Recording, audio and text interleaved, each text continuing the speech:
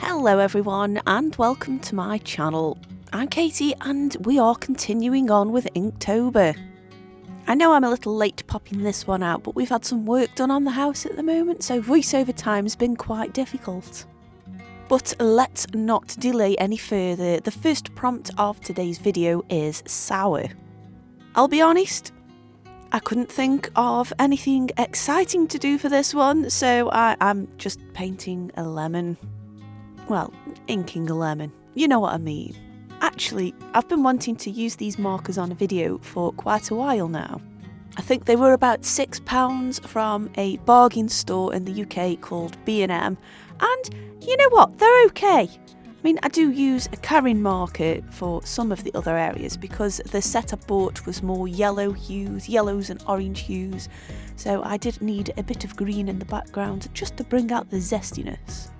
However, with that being said though, I was quite impressed with these markers, so any of my UK viewers, if you're after some semi-decent watercolour marker pens, get yourselves down to B&M. They're pretty good actually, and you get quite a few. Anyway, while I try and make this sound more interesting than it actually is, I used a few different hues of yellow for the actual lemon there, just introducing a slightly warmer tone in. And then obviously the Carin marker for the background of it. I thought I would try and make this, I really did have to try and make this look a little bit more of a pop art based piece, so I thought adding a thick black outline would just add a little something to it. Continuing on with my bargain markers, I decided to add the dimples of the lemon on there just to add a little bit more texture and interest. I really was trying for this one. I also used a cheeky Carin marker there because I'd already got them out. And then to blend them all in, I went over it again with a different watercolour marker. Maybe I didn't perhaps just solely use the B&M ones, but I do recommend them though. And that was the lemon picture done. The next one, again, seems quite apt. It was stuck, and yeah, I didn't want to do something obvious like a bottle of glue, especially after the lemon picture, so I thought I would do a character who was stuck on a video game showing their frustration. I do like to play video games when I've got the time, and I get very frustrated when I get stuck on certain areas or certain puzzles. I wouldn't say I throw the controller across the room or anything, but I will sit there and gradually seethe and keep attempting to do whatever part I'm stuck on to try and get past that obstacle. I started this one off by just going around everything and giving it a good old outline with a Unipin liner pen. I wanted to make sure all of that line work was done this time first rather than adding it in afterwards. And I also tried to make it a little bit more dynamic by having the hands holding the controller a little closer to where you'd view it from. But again, I only spent about 10 minutes on these. And there's only so much you can do for a dynamic drawing in 10 minutes time. Again, going back to the cheap markers I got from B&M and their lovely watercolour abilities, there was a couple of browns and I think oranges in that set, maybe a red as well. I used the brush calligraphy, you know which one I mean, the Pentel one. I've featured it quite a lot in the other Inktober videos. I use that to colour in the larger areas of black. Two reasons really. Number one, look how quickly it does that. I know this is a sped up video, but it does get the job done quite quickly. And as well, it is permanent and water resistant as well. So any watercolour work I add, or adding water to it rather, it's not going to budge and it's going to be a nice solid colour. I added a gaming chair as well for our character, and I thought that just sort of added a little bit extra depth in there. How are you guys getting on with Inktober, and what ideas did you come up with for the prompts?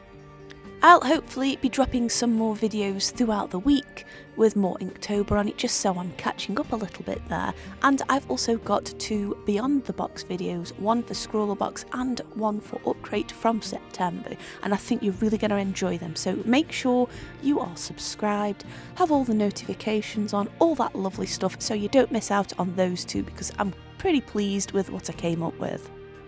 After the outlining and the large areas of black were inked, I thought I'd go in there with a Carin pen, and I'll be really honest with you, they have absolutely saved me through Inktober. It just gets everything done a little bit quicker, which means I've got more time to be getting on with other things. I'm actually quite busy with work at the moment, and I guess as always it all happens in October. Last year we were having a massive amount of work done on the house we lived back there. The year before we'd just had Chester. It just seems like a slightly cursed month for me, just for workload and having lots of things to do at once. But I must admit though, I do kind of enjoy it at the same time. I think if anything, if I can get Inktober done whilst everything else is going on in the background, then I don't need to worry too much about other arty projects. You know what I mean, it's a good old perseverance test. Anyway, we are on our third and final prompt for today's video, and I must admit this is the better one of the three. It is rooftops. I used the Pelican blue ink that was received in the Artful ink box. I think I haven't used it since doing that video, so it was nice to crack that back open again.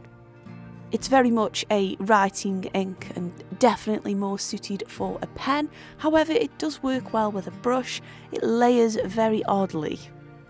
And it doesn't dry very evenly, which I quite liked the qualities for this picture. I started off with a light wash in the background, and because of those uneven drying areas, it kind of gave a nice smoky, smoggy sky. Using a slightly less diluted ink, I gradually built up the layers, increasing the concentration of ink with each layer until we are on the final layer, and I use that ink neat. I thought it would be quite interesting to have a gargoyle. Well, actually, it's not a gargoyle, it's a grotesque. Did you know gargoyles are actually attached to the pipes on roofs which spew the water off? They're like an extension of the drain pipes, and gargoyle comes from them gargling the water, I think. I could be completely wrong on this, and of course I would be very open to anyone correcting me down below, but that's what I believe. I was taught anyway. The little town where I went to art college had plenty of these guys around, and I've always kind of been interested in them too. The architecture, in fact, around where I used to study art was fantastic, and there was a high-rise car park which I used to go and stand on, and I used to love taking photographs of the rooftops there, especially on really bleak days. There was just something about the atmosphere. As this ink was quite streaky, it did require a number of coats, but I am quite happy with the silhouette it created in the background. And there we have it, 3 Inktober prompts, all for your viewing pleasure. I do hope you've enjoyed this video, and if you've been a little bit stuck with your Inktober prompts, I do hope it's helped with that too. Let me know down below which one your favourite was, and of course, thank you for watching.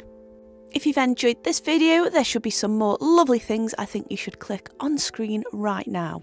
And in the meantime, I'll see you all soon. Bye!